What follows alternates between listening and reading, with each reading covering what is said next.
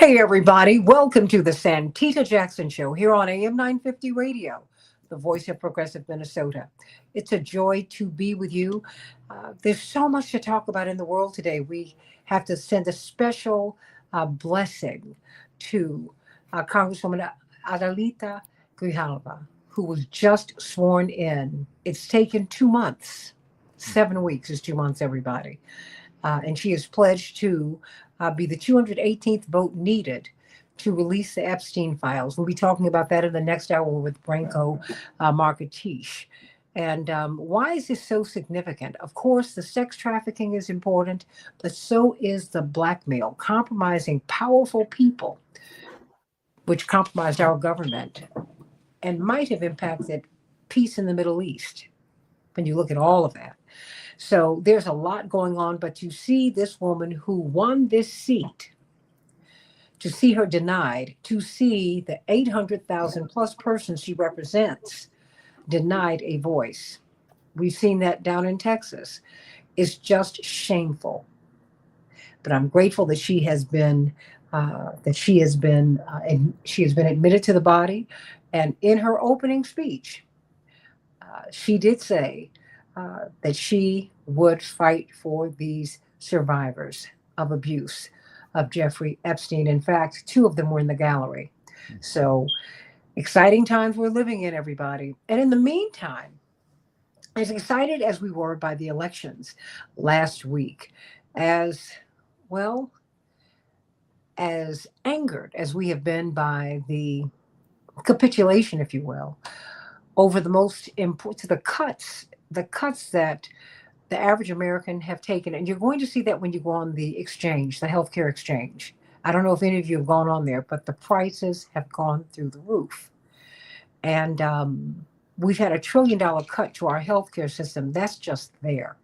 And you've got several trillion dollars of permanent tax breaks for the billionaires, one of who is publicly on track to being a trillionaire. But actually, it's more than that. It's more than them. We now have 900 billionaires in the United States. Can you believe that? 900. That's a lot of people. But in the meantime, you have people who do not believe in the vote. Later on in the show, we're going to talk, in a couple of hours, we're going to talk about the man who's been nominated, Elbert Bozell III. He's a conservative commentator and thought leader. He is not sure if Black people should have the right to vote.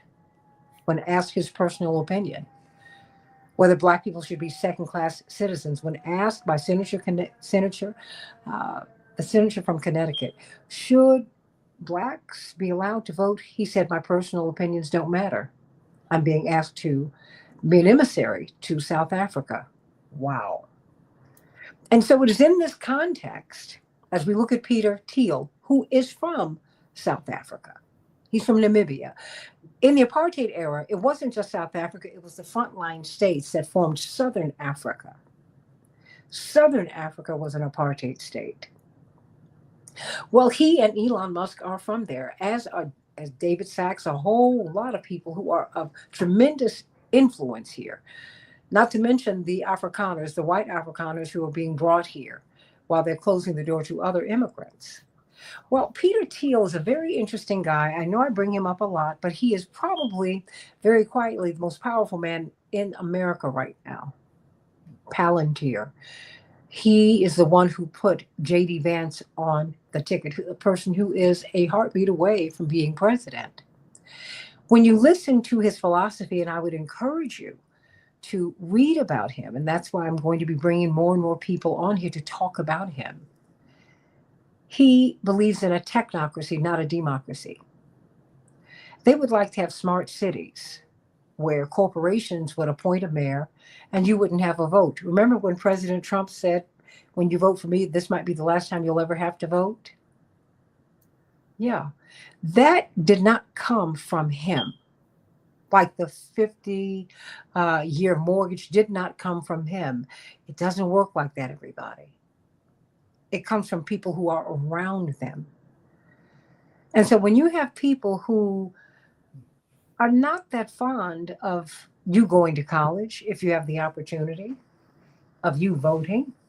Well, you need to pay attention to what the Supreme Court are doing because there is a Mississippi case. I'm going to let you frame it, have you frame it, Daryl Jones, that could impact people in Illinois, indeed all around the country. They are shutting down voter access from coast to coast. And we need to be aware of that as we're going into 2026. Jane Ruby, League of Women Voters of Chicago, we who believe in freedom, as the song says, cannot rest. But you need to know that, and you need to check on your voter registration. Attorney Daryl Jones, you talk about this constantly. You need to constantly check on your voter registration because Greg Palast has shown us that they are purging us all the time and we don't know it. So I think I've said enough. I'm so glad to welcome Jane Ruby, who's now part of the family. She says, "Wow, I'm here every other day because you have so much information." That's why we're going to let, of course, Attorney Daryl Jones, chairman of the Transformative Justice Coalition, host of his own radio show, along with Barbara Arnwine, attorney Barbara Arnwine, on WOLDC, WOLDC. Most weekends you can catch him uh, on Keep Hope Alive with Reverend Jesse Jackson.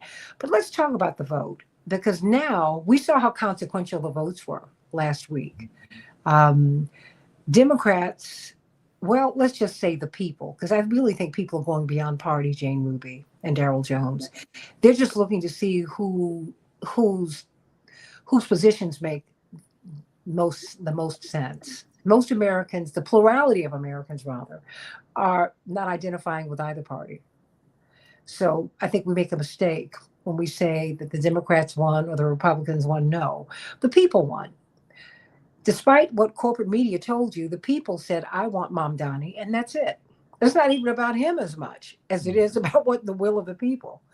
The will of the people pushed to rebalance, to reinstitute seats of people who represent them in California. That's what that was about. The people are having their say. The people broke up the supermajority in Mississippi. And here we are again in Mississippi. Oh, I'm channeling Nina Simone. Alabama makes me lose my breath, but Mississippi, I can't say that on this family show. So talk to me. Attorney Daryl Jones, what is going on? What is happening? What is the Supreme Court looking at? Mind you, the Chief Justice, his reason for living, I guess the French would say the raison d'etre, Mhm. really what's been driving him, Jane, and see, Daryl and I kind of lived through this. He was put in place because he wanted to destroy the Voting Rights Act. And he's been on a steady path, John Roberts has. And he's getting closer and closer and closer to doing it. What are the Supreme Court, what are they looking at now? Wow. Thank you for that, Santita. And you're absolutely right. The Supremes are at it again. And in this in this situation, you're not going to like the song that they're probably preparing to sing. What's Mm. happening is down in Mississippi that a challenge brought to mail-in ballots, not just mail-in ballots in general, but what the contention was in the U.S. District Court was that ballots that are mailed in have to be postmarked and received by the day of the election, no days afterwards. So, a little backstory on it. During the pandemic, Mississippi decided that since it was too dangerous for people to come out and cast votes and wait in lines to cast votes because of the COVID virus and the coronavirus that was there, that what they would do is they would encourage mail in ballots and people to vote by a mail in ballot. And they provided a 5-day window for the ballot to be received by the board of elections. So that meant that when election day came, although the ballot may have been marked off, the stamp, postage properly, put into the mailbox, postmark, boom, it's November the 2nd. I'm mailing this in, so it'll be timely for the election day.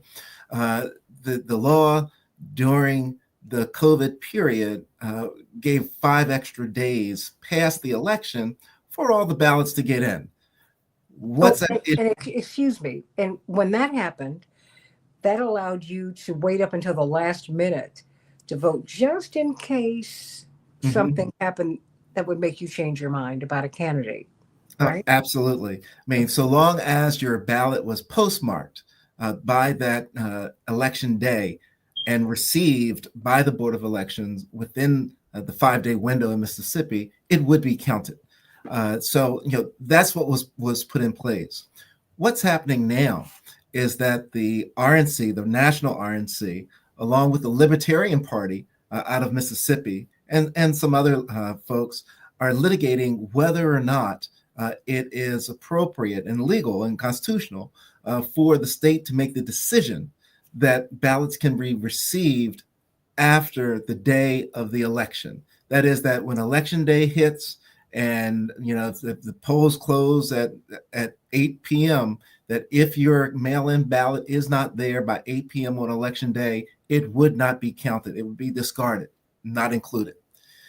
The U.S. District Court judge who initially heard this case, listened to the arguments, and he was like, no, that's incorrect. If you have cast your ballot and it is received and postmarked by election day, and it's received within that 5-day window, that it's fine. That there's no issue there. You're not reframing anything. You're not messing with any of the constitutional principles or any of the laws that Congress had passed and given to the states to follow. So what then happens is that the RNC, along with the Libertarian Party, file an appeal to the U.S. Court of Appeals, to the next higher level of court. And the U.S. Court of Appeals and the Fifth Circuit in the Mississippi area, they had a 3-judge panel. And their 3-judge panel, now, mind you, this case has been litigated in other jurisdictions, the same issue. And it's been a losing argument all along.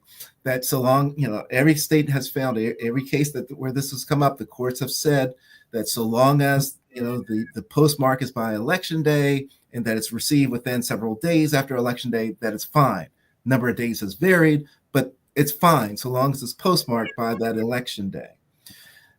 The Fifth Circuit in this case, in this Mississippi case, it's a 3-judge panel. They sat and they listened to it and they said, you know what? We think that the one judge that heard this, the U.S. District Court judge that heard this, was wrong. And we think that he was wrong because when Congress gives the authority to the states to hold the federal elections, the federal election must be held on the date that they've said, and it's only one date that is. So there's only one day that voting should occur. That's it, that one day. And so that U.S. Court of Appeals then overturned it, saying that they didn't believe the 5-day window that Mississippi had was appropriate. Now, and that's the issue that's now going up to the U.S. Supreme Court to make a decision. So let's put a pause in it for just a second on that. Mm-hmm. Let's look at the makeup of this U.S. Court of Appeals that made this decision. Now, mind you, you've heard me say that every other time this has been litigated across the country, it's a losing argument. In Mississippi this time, in this Court of Appeals case, is now a winning argument. And so the question becomes, why? Well, I think that when you look at the 3 judges that made this decision, interestingly, all 3 judges are Trump appointees, all 3 of them. And they have made the decision that there should really only be one day of election, and that is election day, no other day. And that and if you are voting absentee, wherever you are, you're out of the country, wherever you are, your ballot would have to be received at the Board of Elections on or before election day. If it comes the day after election day, even though you sent it a month or 3 weeks, whatever, in advance, it wouldn't count. That's what this U.S. Court of Appeals has said in this decision. The concern now becomes, and many in the voting rights space talking about there are all these states, there are 20-some states, Illinois included, that gives this period of time beyond the day of election for absentee ballots to get into the Board of Election for it to be counted. Why? Because the mail is slow. It doesn't mean that the voter did anything wrong. It means it got caught up somewhere in the system. But they're giving it time so long as it's marked and postmarked by election day or before election day. Each state, Illinois, I think, gives 2 weeks, 14 days, in order for it to be received and to be counted.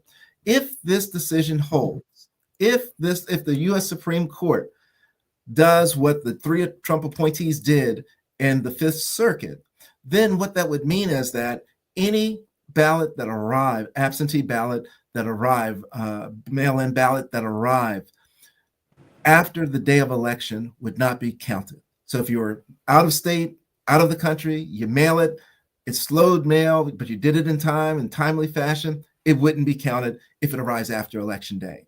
That's the scary part. That's what's being heard right now. This is what has alarmed many in the voting rights community, given the current makeup of the U.S. Supreme Court.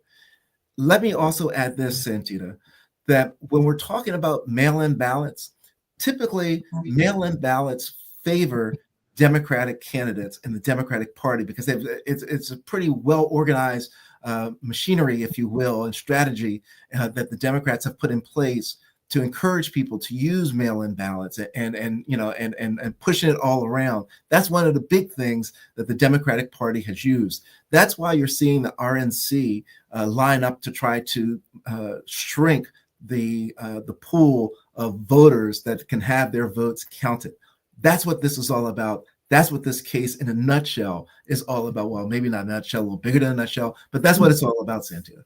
But also, this is happening in a time when, we should say, as the post office has been unplugged, the sorting machines, Jay, Ruby, and Attorney Jones, they've been disabled. So it's not that our mail carriers and the postal workers are any less competent. That is not true. It's a miracle that we get mail in as timely a fashion as we do, given how they have been addled. Because I see my mailman, because I have a mailman, he is working late, and these postal workers are dropping off mail later and later and later, and because they are determined to get your mail to you. So, Jane, I mean, what do you make of this? Because this is very interesting. This is also happening, Attorney Jones, at a time when people really want to be heard. And we don't have a lot of the flexibility with, as we have less and less money, sometimes maybe voting by mail is the cheapest way to do it.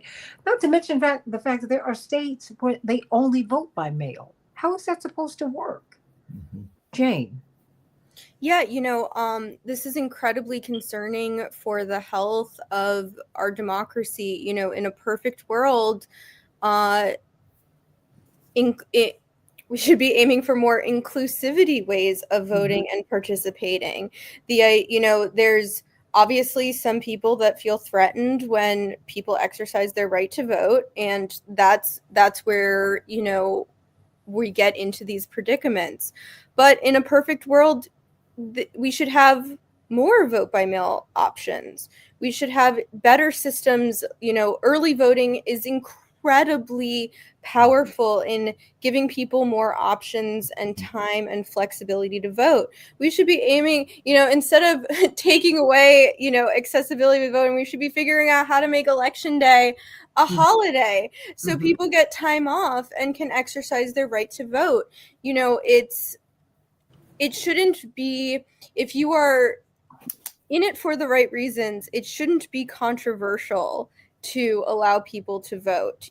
Everyone, regardless of your party or affiliation or whatever, you should run on your merits, you should run on your ideas, and people should be given options. That is healthy in a democracy. It's why primaries are really important. It's why accessibility in voting is really important when people are given options. And you'd be really surprised, when you give people options, when you give people the time to research things and make decisions that are in the interest of themselves and their family and their communities, that's how things get better. That's how, the world functions way better. And so, we've always kind of been a country about withholding the vote. We've always been about, how can we have a select few control the outcomes? From the foundation of our country, it has been about, a small elite few who were able to control the vote. And so I always say, I do a lot of work in sort of international democracy and American democracy situations. And, I'm always so jealous in a lot of spaces because a lot of these newer democracies in the world, especially in the 20th century, were able to build in, very flexible, very progressive voting laws, constitutions that were very inclusive. We are the oldest modern democracy, and our constitution, our democracy was not based on inclusivity. It was based on exclusivity. And so since the, founding, since we declared independence almost 250 years ago, we have been fighting for more inclusivity in our democracy. And at the same time, we are all fighting for more inclusivity. There are people who are, trying to strip away the things we have already made more inclusive. And that's really spooky and eerie and wrong. Well, in a time when the Peter Thiels and the Elon Musks and people, the tech bros, if you will, because it's very interesting. There's not a whole lot of women in the tech bro space. They're not inclusive. They believe that that an elite group of people need to run the country. It's like they're trying to take us back 200 plus years, because remember our founding fathers, as imperfect as they were, no one is perfect. They were men of the Enlightenment. They were looking at the world in a new way. Remember the royalty, they were the elect. They were ordained by God to rule the world. I mean, that's why you bow to them now. You don't even, who else do you bow to? You bow to God. No, you bow to them. You kiss their ring. All of that. And so, I mean, where do you think Attorney Jones and Jane Ruby, where do you see this going and how does this match up? Because voting is governed by the states. So some states, they only vote by mail. Will that include them? So if they're late, what does that happen? What happens? And correctional officer for the lockdown just said that south suburbs, just outside of Chicago, the mail delivery is horrific, and it's very suburban, everybody. And in the south suburbs, some of it's rural. Days are skipped. He said, I received my Monday Veterans Day lunch invite the day after. Wow. And, Santita, and that really encompasses one of the dangerous pieces that exist and underlie all of this. Because one of the things that's not stated, right, and I'll answer your other question, one of the pieces not stated is that, I think it was 2021, 2022 or so when DeJoy was in charge of the U.S. Postal Service, and we saw this delay in mail and ballots and everything else. We got all these delays that, many argue, me included, were intentional to slow all this down with regards to ballots getting in. This doesn't do anything to remove any of that. If anything, if you're looking at the oligarchy theory and the control and the manipulation, this is a prime opportunity. And I've already indicated, remember that mail-in ballots tend to favor Democrats. So if mail-in ballots tend to favor Democrats and you have an oligarchy that doesn't want Democrats in, then you would also have the ability to manipulate when the mail is being received. Slow it all down, remove machines, shut machines down, slow it down so it cannot or has greater difficulty reaching the deadline of when it is to be submitted and needs to be in, and thus won't be counted. That's one of the big dangers that's there that's looming. You had mentioned states like Washington, where it's an all mail-in ballots, or Oregon, one of the two, are all mail-in with regards to how they conduct their elections. I would imagine that the impact there would still be the same, is that they could still, have the mail-in ballots that go out, but that the ballots would have to be received, however, by that election day. And if they come in, at 9 p.m. and the polls close at 8 p.m. On election day, that it's not counted. It wouldn't be included in that count. So all of those pieces are certainly are in play. But I tell you, I think that one of the concerns is that this super conservative Supreme Court, which is more conservative than any court since 1935, and knowing that there's a playbook that's been written, there's signals that have been sent off. President Trump signed an executive order saying that only election day should be the only day that voting occurs and that should be received. That's being challenged now in the courts as well. So you have all these signals that are out there saying, let's limit when these mail-in ballots can be counted to that one day of election day, regardless of when they have been postmarked, and despite the fact that the voter has done everything properly with regards to having their vote mailed, marked, whatever, and sent in before election day. It's a scary slope. It's a scary road. And I see the signals that have been sent off by the president. We've seen some signals from the Supreme Court about their hostility to voting rights and trying to limit people's access to being able to vote, including all this ID stuff that they have going on as well. Well, Jane, this also, to the picture that was just sketched out by Attorney Jones, it's the choice to me that is also unsettling, because so much happens right up until election day, right? And something can be said, something can happen that can really completely change your vote. We've seen it happen over and over and over and over again. And sometimes, you just need time to make up your mind. This to me really begins to alter choice. It diminishes choice. What do you think, Jane? Yeah, especially in Illinois and even in Chicago, you have, and around the country, you have elections that are decided by three votes. It can be very slim margins in some of these elections, and that's where every single vote counts. Every single ballot matters in deciding these things. I'll also sort of say, from a technical side, there are sometimes, when ballots get printed, there are still challenges to signatures of candidates. There was an instance in Chicago a few years ago that a petition challenge had to go all the way up through the circuit court, and ballots were already printed. People were early voting, and a particular candidate was kicked off the ballot. And there had to be signs at the voting places saying, a vote for this person does not count because they were kicked off the ballot, while voting was still going on. There are so many circumstances and variations and stressors put on the election system as is that are so much out of the voters' control, and a lot of it is high level behind the scenes already, in addition to how long, and sometimes you have 50 judges you're voting for on one ballot.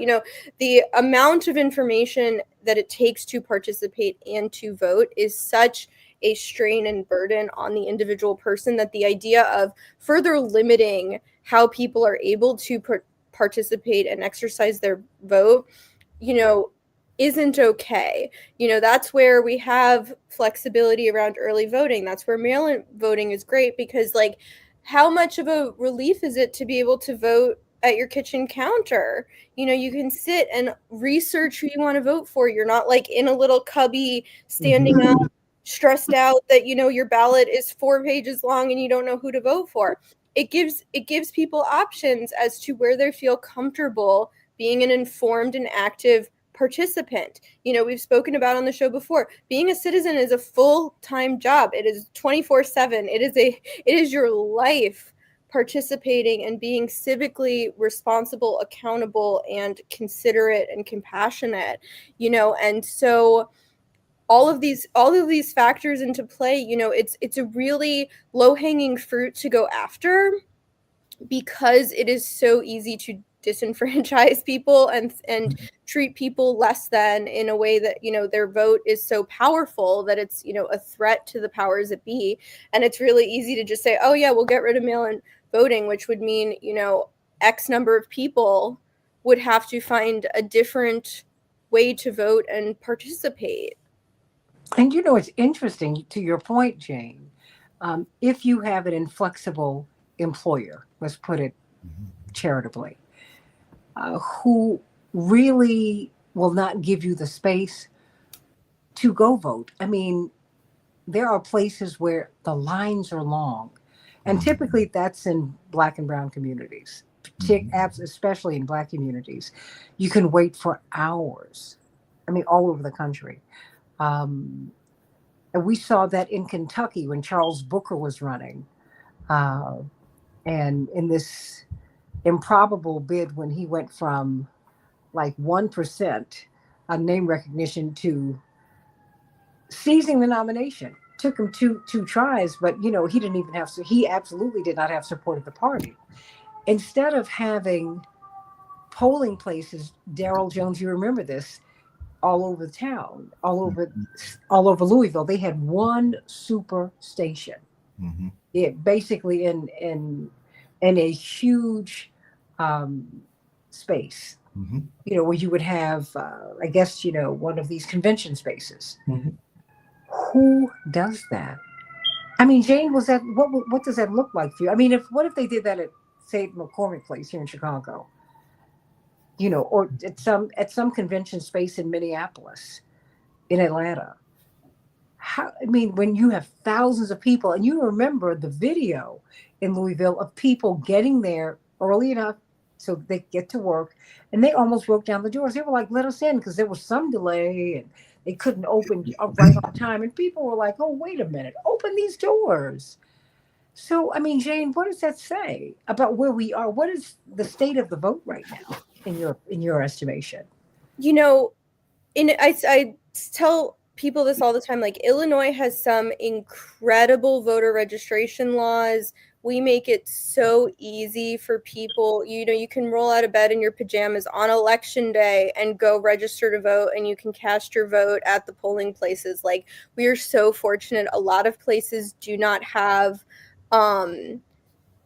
that same level of, you know, flexibility for people. But we still, even in Illinois, despite having some great voter laws, we still have a voter turnout problem. There are root causes to, you know, participation, that people are still not participating, no matter how easy it is to cast your vote here. And those are, you know, some of the things we also need to address. You know, I think the idea of further restrictions and, you know, saying certain demographics should not have the right to vote, to your, you know, an initial earlier anecdote, plus, you know, everything that's happening at the Supreme Court, you know, all of this voter suppression, registration suppression that's going on. You know, there's clearly, despite us having very low voter turnout in general for elections, you know, compared to a lot of other countries, there's still, you know, people who are fearful of the people who already turn out to vote and how they vote. And it's still a way to, you know, attack people. And I think what we really sort of saw a couple of weeks ago with the election results and stuff is people kind of reclaiming the power of their vote and voice in what they want to prioritize. And I think we're going to, you know, there will have to be a reconciliation, no matter what your party affiliation is, of what is going to turn people out to vote. What is the messaging behind it? What, you know, what people are going to sort of reclaim as their power in the vote? What is going to excite people about the thought of voting? Like, these are all things that, you know, I think everyone is going to, in this space, is going to have to sort of do reflection and soul searching around, in, you know, messaging, in, you know, how are we going to ensure that if, you know, and hopefully, God forbid, this case in Mississippi doesn't turn out this way, where, you know, vote by mail, you know, is gotten rid of, you know, but how do we ensure that everyone is registered to vote, everyone learns how what's on their ballot, how to vote, how to participate, and then make sure everyone does cast their ballot and show the entire country as a whole what we want as the people, what we need prioritized, because there's so much power that our complacency as people not participating has caused, that we need to kind of reclaim that power. I'm wondering how to reclaim that power, Attorney Darrell Jones. What is it that we can do in a moment like this? Because we've got 900,000 Black and brown people in Texas who are unregistered. I mean, Jane, as we are despairing about the redistricting in Texas, you can outvote that. What they're banking on is people not voting. So maybe I should just switch it to that. I want you and Jane Ruby, League of Women Voters of Chicago, starting with you, Attorney Jones. Why should people vote? Because, shockingly, people still question that 90 million Americans did not vote for either Vice President Harris or President Trump. No, you're absolutely right. That the biggest sect of voters is non-voters. I mean, and clearly, that's there. But folks need to vote for various reasons, and the most important reason I think that people need to vote is because these are the issues, and these are the people that are going to control what happens around your life. And if you don't want to vote for a president, I don't understand why you wouldn't, but understand this: it's not just the presidential election that has an impact on your life. When you're voting on judges, that has an impact on your life. When you're voting for assembly members in the state houses, they're going to make the determination as to, what your taxes are in your area, what the rules are for where you're living, and all of these issues. They're going to make decisions with regards to welfare. They're going to make decisions toward all of these various issues that are important to each individual person. So, really impressing the importance of the vote comes from there. And most importantly, all the taxes that you're paying in all this different ways, they're going to be the ones that decide how those tax dollars are being used. Do tax dollars get used to house, what is her name, Giselda? Move her over to the camp and have the federal. Ghislaine. Yes, Jolene. Yeah, and having the federal employees wait on her, right, for whatever she wants. So those are your federal tax dollars at work. And so, we've got to be certain that, when we're voting, these are the things that we've got to look at. What affects me personally? What interests me? What's my area of concern? Am I concerned about the environment? Am I concerned about policing? Am I concerned about, the future for my kids? What is my area of concern? Whatever that area of concern is the reason that folks need to really vote. And I want to also lay this out as well, if I may, Santita, because we were talking about what could be done. Isn't this really bad? What's happening in Mississippi now? The Supreme Court may come in and say your votes can only be counted if they're received by the election day, on or before election day. Well, Santita, you and a handful of us were going around the country on various programs yelling about the importance of the John Lewis Voting Rights Advancement Act, the importance of the Freedom to Vote Act. What are they? What do they say? What those two acts, what do they call for?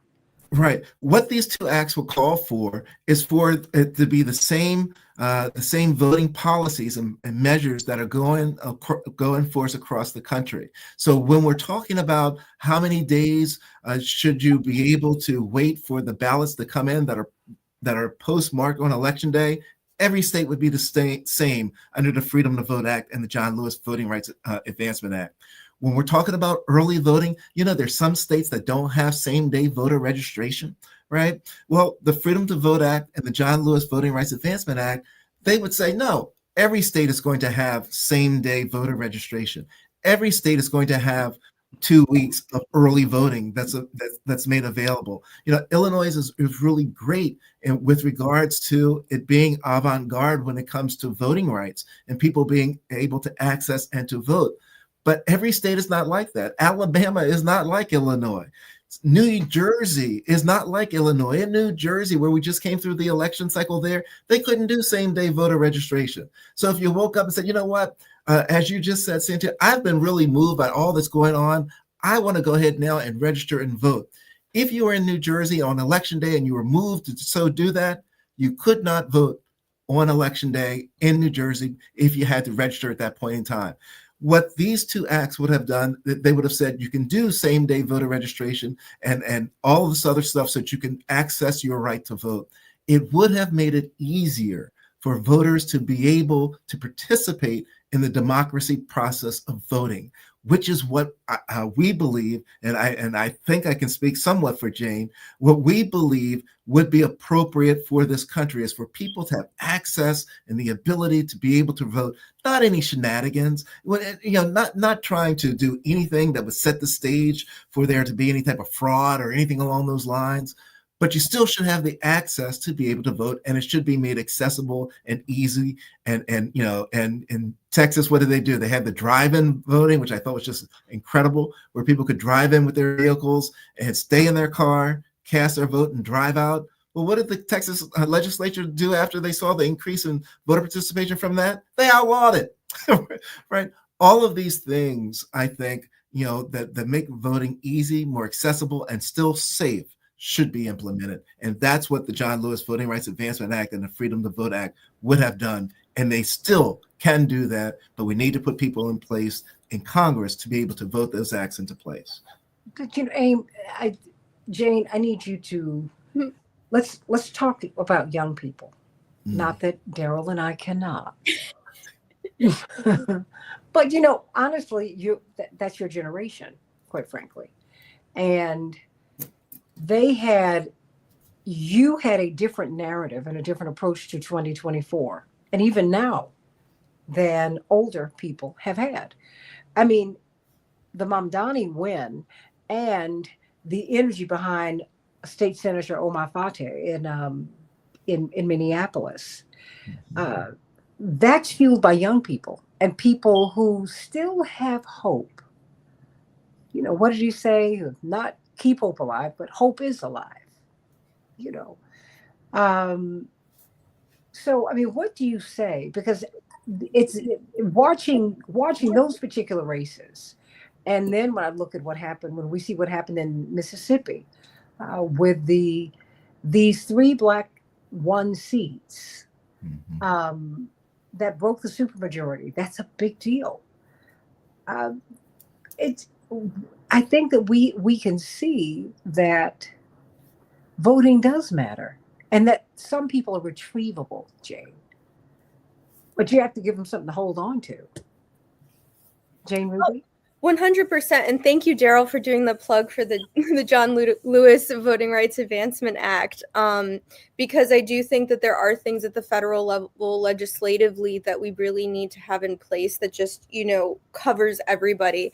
But to get back to young people, I think the theme for the 2025 election, and I see it being the theme for the 2026 election, is affordability, is, young people feel like the laws that are being made, the priorities of the powers that be, and that is a nonpartisan, it is an everybody problem. It is the tech oligarchy. It is both political parties we currently have, the blanket policies that are affecting young people.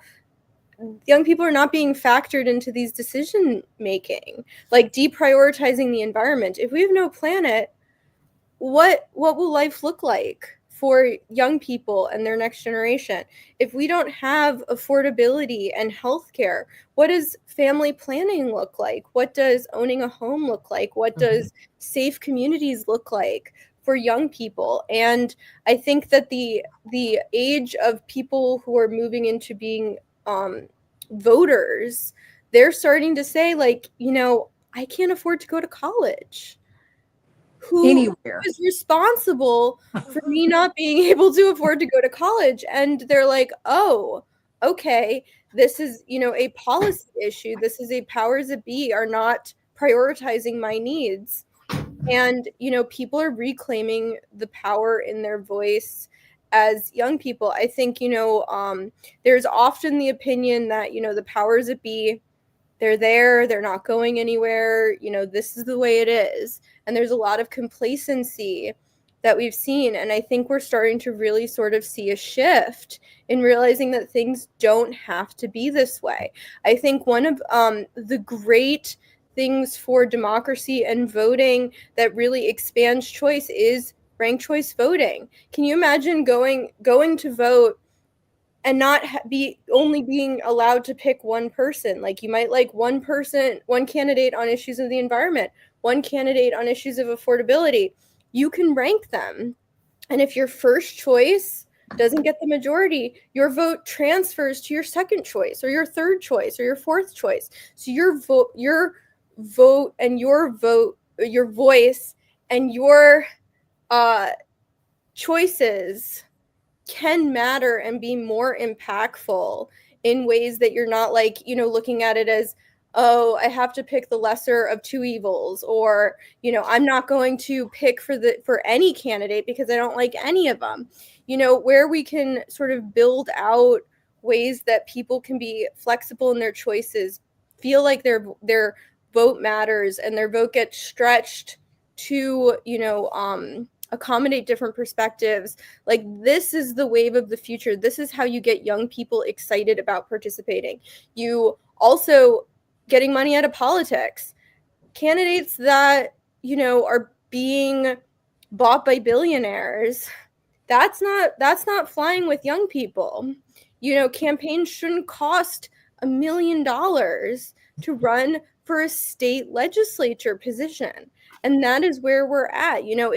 The whole system as a whole, like, is so far removed from the everyday person's experience that it's like, really identifying where people are seeing themselves and seeing candidates and policies and ability to participate.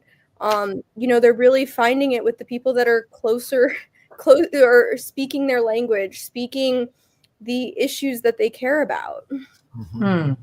We only have about 5 minutes left here. Both of you do work, not just in terms of organizing, but in terms of policy, shaping policy. Let me start with you, Jane, and then I'd like for you to wrap things up for us, Daryl. What should we be doing now, Jane? Because I don't want people to come away from this discussion. I think it's important to acknowledge the challenge, right? To diagnose. But then, if you see something is wrong, the doctor should not let you walk out of the office without prescribing you something.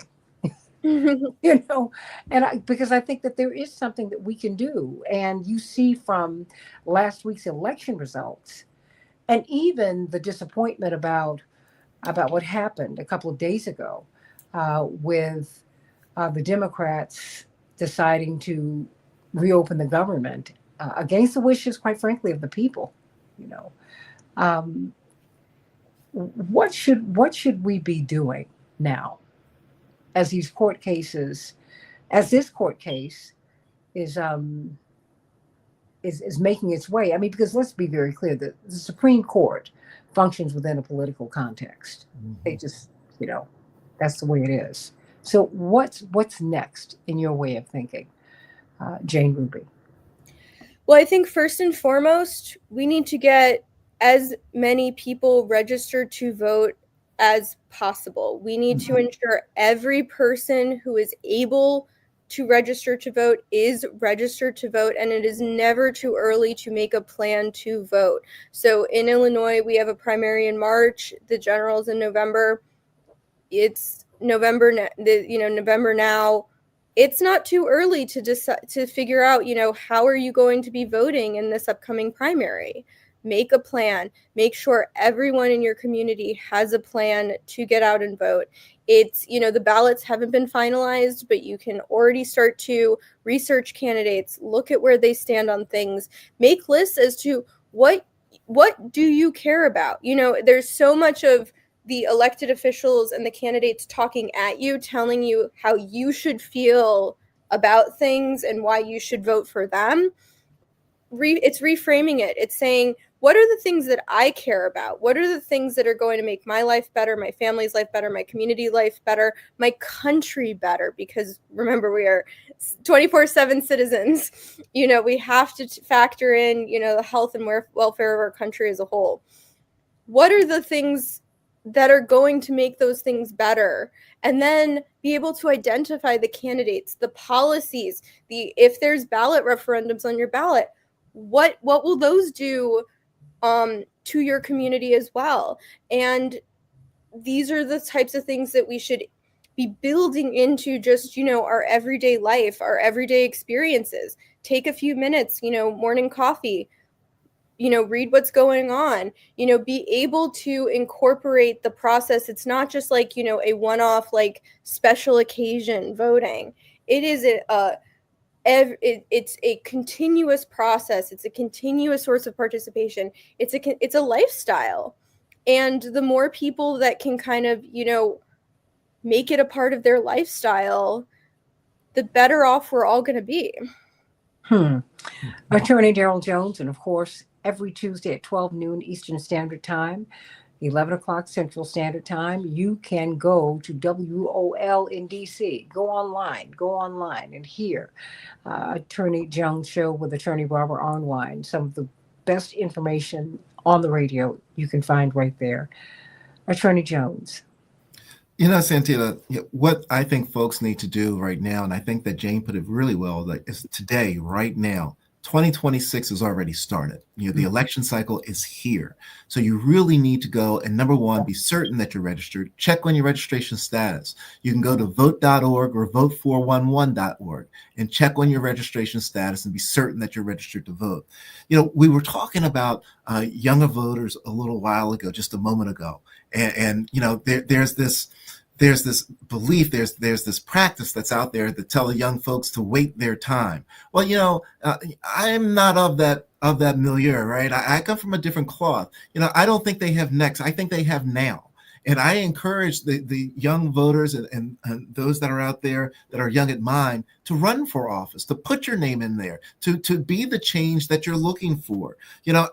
It was the young voters, and I just want to lay this out. It was the young voters that started forcing all these Confederate statues to start coming down. It was the young voters that really pushed to put in place some of the gun control laws that we have in place now. It was the young voters that were out there marching, following George Floyd, that brought into consideration all the thought about how we think about policing, how to start rethinking how folks are treated. It was young voters that did all of this. And let me be clear, because folks are still attacking our young voters. In this past election in New York, as well as in Virginia, as well as in New Jersey, there was a 7% increase in young voters that turned out to the polls that made the difference in those elections. You are going to hear folks talking about Mondami. You're going to hear them talk about Mondami because of what? Young voters got behind him and were pushing him. So, I really encourage folks to encourage young voters to keep doing what they're doing, to keep being on that front, and to run like Mondami ran for office. Be that change yourself. Santita, if there's anything that I could leave folks with, it's to encourage young folks to get involved, to stay involved, and to point out their success. Everyone's going to point out all the problems. Point out their success. Show where they've been successful and where they've accomplished it. And more they see success in the voting process, the more they're going to use that voting process to recognize and understand the power that they have within their hands. So, Santita, that's where I leave it, is that, I focus on young voters, but I focus on all voters. And we've got to be certain that we're electing people that are representing the interests of our community. And that's how I believe that's where we should be right now, is focus on our registration, focus on being certain that we know when the election day is, and have an election day plan, a voting plan in place. How will you vote? When will you vote? Start laying that out as soon as you can, Santita. and make registered that you make sure you're registered to vote. Absolutely. Check that out, everybody. And as Jane Ruby, League of Women Voters of Chicago, Attorney Daryl Jones, thank you for that. As you said, Jane, being a citizen is a full-time job. You can't be too busy to do your busyness. If you want to be a subject, we can have a monarchy. Some people really want that. But if you're going to be a citizen, you got to put in the work. Think about that, everybody. Let us get to work. Let's talk about these Epstein files. Boy, oh boy, apparently, this new release, this new tranche of information says that President Trump's name has been mentioned many, many, many times. But there are a lot of people who they're leaving out, everybody. Be very, very clear. He's a target now because he's in the hot seat. But a lot of people are involved. Virginia Giuffre's book says as much. May she rest in peace. May she rest in peace. May she rest in peace and power. And power. Thank you so much, Attorney Daryl Jones, Transformative Justice Coalition, and Jane Ruby, League of Women Voters of Chicago. Next hour of the Santita Jackson Show coming up in a few seconds. Thank you. Blessings, everybody. Thanks. Thank you.